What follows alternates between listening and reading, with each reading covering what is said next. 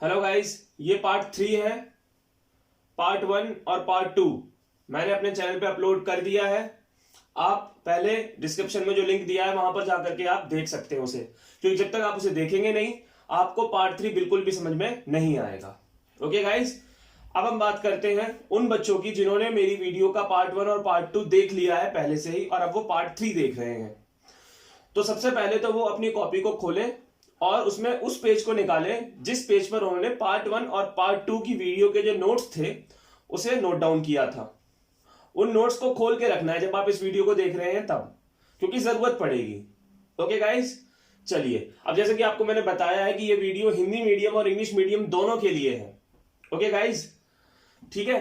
तो सबसे पहले तो मैं आपको ये बताता हूं कि ये बॉक्स में और ये सब क्या है। आराम से समझिए एक एक करके।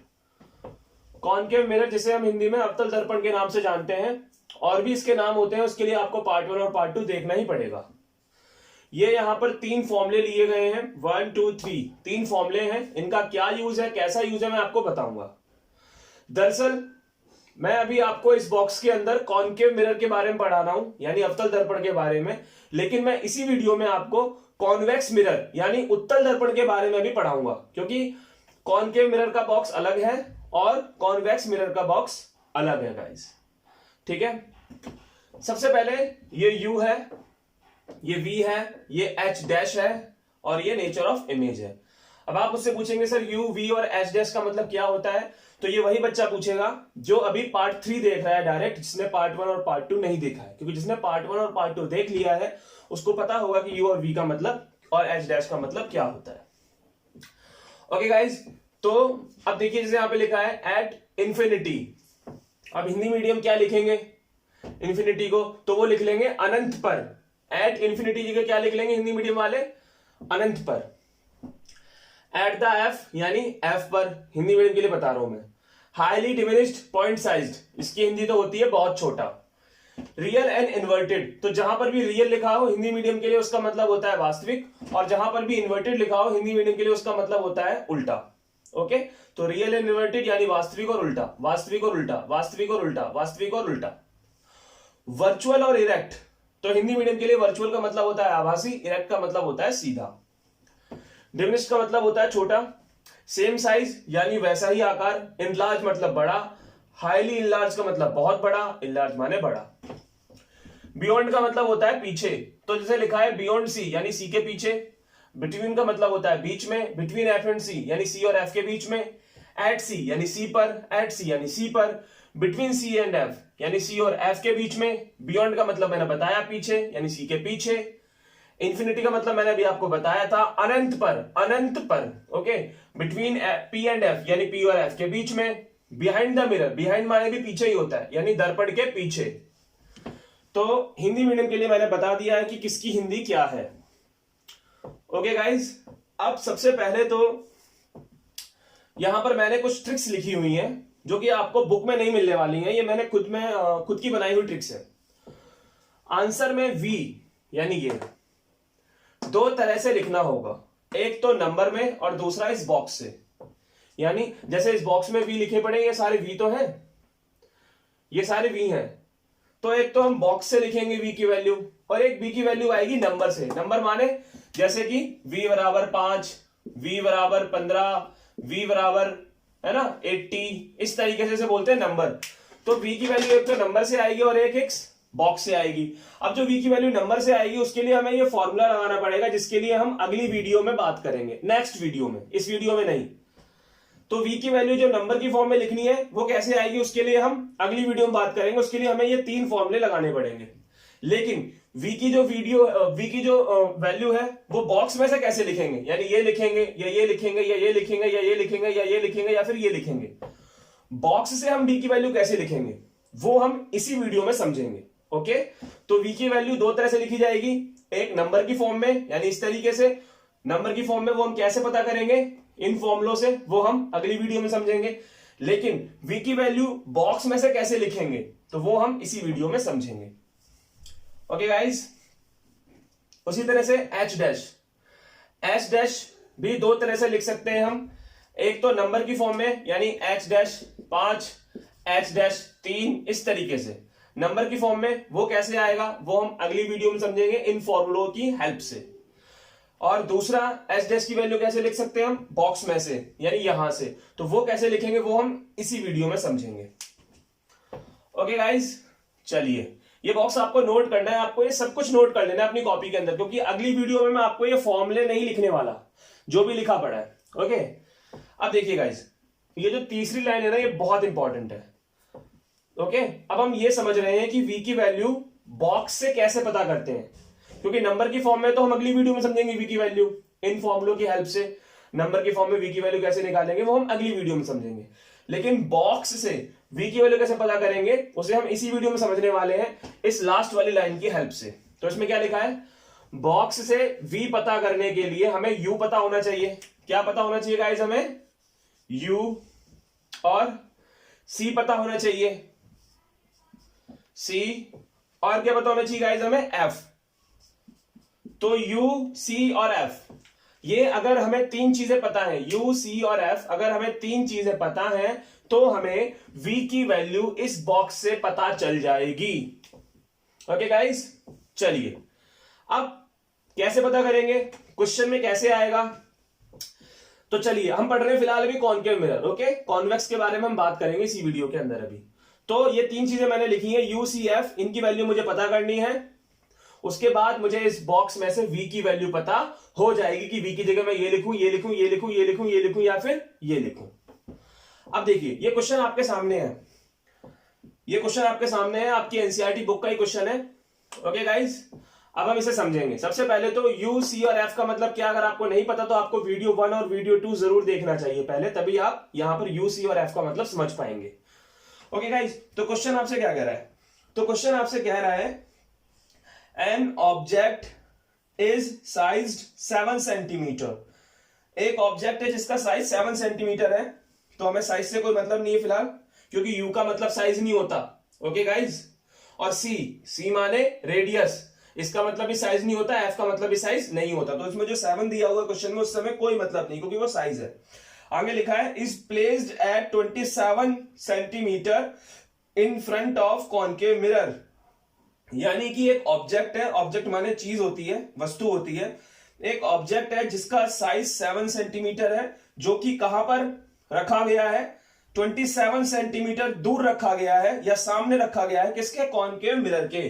तो ये जो 27 सेंटीमीटर है हमारा, ये हमारा u हो जाएगा। 27 सेंटीमीटर क्या हो जाएगा, u हो जाएगा। और मैंने आपको वीडियो 1 में बताया था कि u चाहे प्लस में दिया हो या माइनस में, हमें तो माइनस में ही लेना है हमेशा। तो क्वेश्चन में भले ही उन्होंने माइनस में ना दिया हो, हमें माइनस में ही लेना है। तो u हमारा कितना हो गया, 27। ओके गाइस, तो u तो हमारा यहां से आ गया। और क्या दिया इन्होंने इसके अंदर, पढ़ते हैं।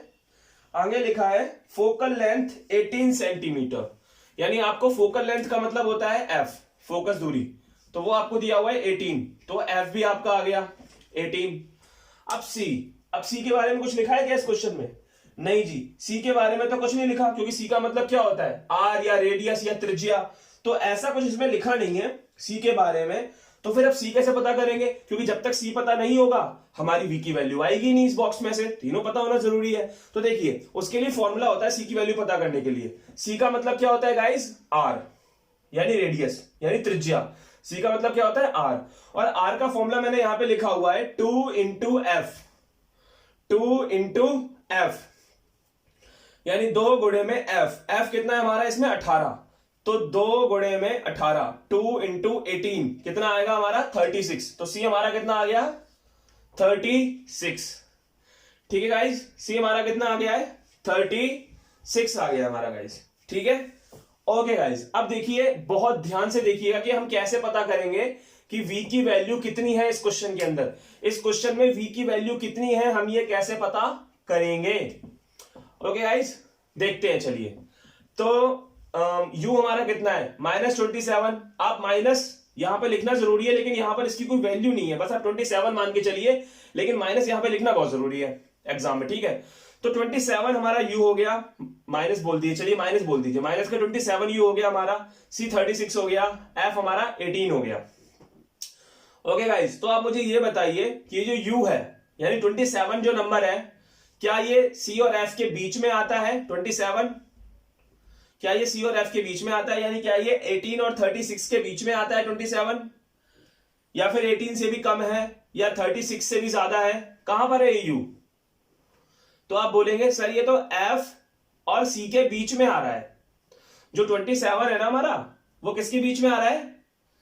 एफ और सी के बीच में, क्योंकि 18 से लेकर अगर 36 तक हम गिनते हैं, 18, 19, 20, 21, 22, 23, 24, 25, 26, 27, देखिए आ रहा है 27 हमारा। तो एफ और सी के बीच में आ रहा है हमारा 27, यानी जो यू है वो हमारा एफ और सी के बीच में है। ओके, तो यहां देखिए एफ और सी के बीच में यू मिला आपको, ये वाला पॉइंट ना, ये वाला पॉइंट एफ और सी के बीच में है हमारा यू। कैसे पता चल रहा है? यहां पर देखिए 18 और 36 के बीच में है ना हमारा यू, 27। ओके गाइज, तो एफ और सी के बीच में है हमारा यू। तो इस हिसाब से हमारा जो v है गाइज, उसकी वैल्यू क्या होगी बॉक्स में से? Beyond C. क्या लिखेंगे आप एग्जाम में? The value of v is beyond C, box के हिसाब से, बॉक्स में से, ठीक है। नंबर की वैल्यू क्या आएगी v की v बराबर 10 या 15, वो तो हम इन फॉर्मुलों की हेल्प से समझेंगे अगली क्लास में। बट फिलहाल बॉक्स में से हम v की वैल्यू क्या लिखने वाले हैं? बियॉन्ड सी। सर आपने इसको ही क्यों लिखा केवल? सी से पीछे, बियॉन्ड माने पीछे, सी के पीछे। आपने सर इसको ही क्यों लिखा, आपने ये क्यों नहीं लिखा? क्योंकि गाइज यू यहां पर है हमारा, तो उसके सामने ये रहा v, तो पता चल गया आपको v की वैल्यू कितनी आ गई? Beyond C. अगर यहां पर आप h डैश की वैल्यू भी समझना चाहते हैं तो वो कितनी हो जाएगी? In large. क्या हो जाएगी वो? In large. क्योंकि v अगर हमारा बियॉन्ड सी है तो जो साइज है इमेज का वो क्या होगा? इन लार्ज होगा। और जो नेचर है इमेज का वो क्या होगा? Real and inverted. क्या होगा guys? Real and inverted. Okay guys, तो ये आपका आंसर आ गया इस क्वेश्चन का। आई होप आपको समझ में आ गया होगा कि मैंने यहां पर v कैसे पता किया, फिर मैंने यहां पर h डैश कैसे पता किया, फिर मैंने यहां पर नेचर ऑफ इमेज कैसे पता किया, और मैंने यहां पर u कहां पर है वो भी कैसे पता किया। ये आपको समझ में आ गया होगा। अभी एक एग्जांपल लिया है, चलिए अभी और एग्जांपल लेते हैं। अब हम अगला क्वेश्चन देखते हैं। अब आप लोगों के सामने जो अगला क्वेश्चन है, ओके, तो अगला क्वेश्चन ये रहा। अब अगला क्वेश्चन में क्या लिखा हुआ है? अगले क्वेश्चन में लिखा हुआ है कि एक ऑब्जेक्ट है, ऑब्जेक्ट इज साइज 4 सेंटीमीटर, हमें ऑब्जेक्ट के साइज से कोई मतलब नहीं है यहाँ पर, is placed at 25 centimetre in front of concave mirror. तो यहाँ जो 25 है वो हमारा क्या हो जाएगा? u हो जाएगा। उसे हम माइनस में लिखेंगे क्योंकि u हमेशा माइनस में लिखा जाता है। ओके गाइज, और इसमें क्या लिखा है? Focal length 15। तो फोकल लेंथ कितनी दी है हमें इसमें? 15। तो सबसे पहले हम इसका c पता करेंगे क्योंकि c इसमें दिया नहीं है हमें। तो c माने r यानी रेडियस यानी त्रिज्या, उसका फॉर्मूला होता है r बराबर में 2 into f। तो 2 से अगर हम 15 को मल्टीप्लाई कर देंगे तो हमारा आ जाएगा 30। ओके गाइस, अब फिर से वही हम फंडा अपनाएंगे यहां पर कि u जो है हमारा 25 वो कहां पर है? क्या वो f से कम है या c से ज्यादा है या फिर इन दोनों के बीच में है u? तो आप बताइए, आपको पता चल गया होगा कि f और c दोनों के बीच में आता है हमारा 25। 15 और 30 के बीच में 25 आता है हमारा, यानी जो हमारा u है वो f और c के बीच में है, क्योंकि वो 25 है और 15 और 30 के बीच में ही आता है 25। तो u जो है वो f और c के बीच में है। तो फिर से यही केस बन रहा है गाइस, क्या करूं मैं? क्वेश्चन का आंसर सेम आ रहा है, बट हर बार ऐसा नहीं होता, कभी कभी आंसर ये आ सकता है या ये आ सकता है। ओके, कुछ भी आ सकता है, बट फिलहाल जो आंसर हमारा आ रहा है f और c के बीच में हमारा u है, यानी ये हमारा आंसर हो गया। तो फिर से हमारा जो v है वो यही हो जाएगा, जो हमारा h डैश है वो ये हो जाएगा, और जो हमारा नेचर ऑफ इमेज है वो ये हो जाएगा गाइस। तो इस तरह से हमारा ये आंसर आ गया है। ओके गाइस, चलिए तो अब हम बात करते हैं अगले क्वेश्चन की। अगला क्वेश्चन हमारा है यहां पर guys, we wish to obtain an erect image, यानी कि हमें एक इरेक्ट इमेज चाहिए। इरेक्ट माने होता है सीधा, मैंने आपको लिखा हुआ है इरेक्ट माने सीधा। तो we wish to obtain an erect image of an object using a concave mirror of focal length 15 centimetre. तो इसमें हमारा जो f हो गया वो हो गया 15। लेकिन गाइस इस क्वेश्चन में आप देख रहे हैं, ना तो हमें u पता चल सकता है किसी भी हालत में, और ना ही c हमें शायद पता चल सकता है इसके अंदर। c पता कैसे चलेगा? क्योंकि हमें c निकालना है। ओके, f हमें दिया हुआ है, c माने r यानी रेडियस, यानी 2 into में f, तो उस हिसाब से 2 into 15, तो c आ गया 30। लेकिन इस क्वेश्चन में गाइस हमें u पता नहीं चल रहा किसी भी हालत में, और जब तक आपको u पता नहीं होगा आप v की वैल्यू नहीं पता कर पाएंगे कि v हमारा कौन सा है इसके अंदर। तो v की वैल्यू हमें पता नहीं चलेगी इसमें, क्योंकि हमें यहाँ पर u नहीं पता है किसी भी हालत में। तो अब ये क्वेश्चन कैसे होगा जिसमें हमें u पता ही नहीं है और हमें v की वैल्यू निकालनी है बॉक्स के अंदर से, हमें c और f पता है। तो अब कैसे होगा ये क्वेश्चन? तो इस क्वेश्चन के अंदर गाइस u तो किसी भी तरीके से नहीं आएगा, तो यहां पर एक नई ट्रिक लगेगी। इस क्वेश्चन में आपको एक वर्ड दिख रहा है लिखा हुआ है स्टार्टिंग में ही, we wish to obtain an erect. Erect दिख रहा है ना आपको लिखा हुआ, इरेक्ट नाम का वर्ड आपको दिख रहा है। ये क्वेश्चन ने हमें हिंट दिया है, u जब हमारे पास नहीं होगा तो हम कुछ इस तरह से ट्रिक्स लगा लिया करेंगे क्वेश्चन के अंदर। तो यहाँ पे हमें इरेक्ट लिखा पड़ा है, इरेक्ट का मतलब क्या होता है? सीधा। ओके, तो इरेक्ट लिखा पड़ा है। अब आप देखिए यहाँ पर इस बॉक्स के अंदर, फिलहाल इस बॉक्स में कहीं पर भी इरेक्ट नहीं लिखा है, केवल एक लास्ट वाला जो केस है हमारा, ये वाला जो हमारा लास्ट वाला केस है गाइस, इसी में बस इरेक्ट लिखा पड़ा है, इसी केस में बस इरेक्ट लिखा पड़ा है और कहीं पर इरेक्ट नहीं लिखा हुआ है। यानी कि ये तो कंफर्म है कि इन सभी केसों में केवल एक ही केस ऐसा बनेगा जिसमें इरेक्ट लिख करके आएगा। तो अगर एक ही केस बनेगा इन सब में से जिसमें इरेक्ट लिख करके आएगा, तो पक्का जो उसका v होगा, ठीक है, तो इसके सामने वाला जो v है वो कौन सा है? ये हो जाएगा बिहाइंड द मिरर। तो ये हमें v पता चल गया। तो जब क्वेश्चन में c और f पता चल रहे हो लेकिन u किसी भी तरीके से पता ना चल रहा हो और बॉक्स में से हमें वैल्यू निकालनी हो v की, तो वहां पे पक्का कुछ ऐसी ट्रिक लग जाती है क्वेश्चन के अंदर जिसकी हेल्प से हम v को पता कर लेते हैं। तो फिर हमें यहाँ पर ना तो c की जरूरत पड़ी ना ही हमें f की जरूरत पड़ी v को पता करने के लिए। v हमारा सीधे आ गया बिहाइंड द मिरर, यानी दर्पण के पीछे, क्योंकि इरेक्ट के सामने वाले हमारा यहाँ v हो गया और ये हमारा h डैश हो गया इलार्ज, और जो नेचर ऑफ इमेज है वो तो हमें पता चल ही गया है, वर्चुअल एंड इरेक्ट। तो गाइस इस तरह से हमारा था कॉनकेव मिरर, जिसके अभी हमने कुछ क्वेश्चंस को समझा। अब हम बात करने वाले हैं कॉन्वेक्स मिरर के बारे में। तो उसके लिए दूसरा बॉक्स बनेगा। आई होप सो आपने ये तीनों क्वेश्चन भी अपनी कॉपी में नोट डाउन कर लिए होंगे और इनके आंसर मैंने कैसे निकाले हैं वो भी आपने सीख लिए होंगे। अब हम बात करने वाले हैं यहाँ पर कॉन्वेक्स मिरर के बारे में। चलिए गाइस, तो उसके बारे में हम बात करते हैं, उसका बॉक्स यहाँ पर हम बनाते हैं। तो गाइस ये है कॉन्वेक्स मिरर का बॉक्स आप लोगों के सामने। इसमें केवल दो ही केस होते हैं, एट इंफिनिटी यानी अनंत पर, और बिटवीन इंफिनिटी एंड p यानी p और अनंत के बीच में। ओके गाइस, ठीक है, तो इसके ये दो ही केस होते हैं। अब फटाफट से इसका क्वेश्चन भी देख लेते हैं कि कैसे हम इसके अंदर से v की वैल्यू पता करेंगे। तो क्वेश्चन आपके सामने ये रहा। क्वेश्चन में लिखा पड़ा है, a convex mirror used for rear view on automobile has a radius of curvature 3 meter. Radius of curvature, radius माने r, ओके गाइस, यानी c, यानी इस बार आपको c दिया हुआ है 3, बहुत अच्छी बात है। अब हमें c दिया है गाइस, ओके, तो क्या हम यहां पर f पता कर सकते हैं? बिल्कुल पता कर सकते हैं, क्योंकि c का मतलब होता है r यानी रेडियस, और f हमें निकालना है। तो f का फॉर्मूला मैंने यहाँ पे लिखा हुआ है, r को 2 से डिवाइड कर दो। जब आप r को 2 से डिवाइड कर दोगे तो हमारा f आ जाएगा। तो r यानी c, तो c कितना आपका 3, तो अगर हम 3 को 2 से डिवाइड कर देंगे तो हमारा f आ जाएगा 1.5। तो ये हमारा f आ गया। u इस क्वेश्चन के अंदर क्या हमें दिया हुआ है? यहाँ पे लिखा है, if bus is located at 5 metre from mirror. तो ये जो 5 मीटर फ्रॉम मिरर लिखा हुआ है ये हमारा u है, क्योंकि यहाँ पर जो ऑब्जेक्ट है, जो वस्तु है, वो इस क्वेश्चन में है बस।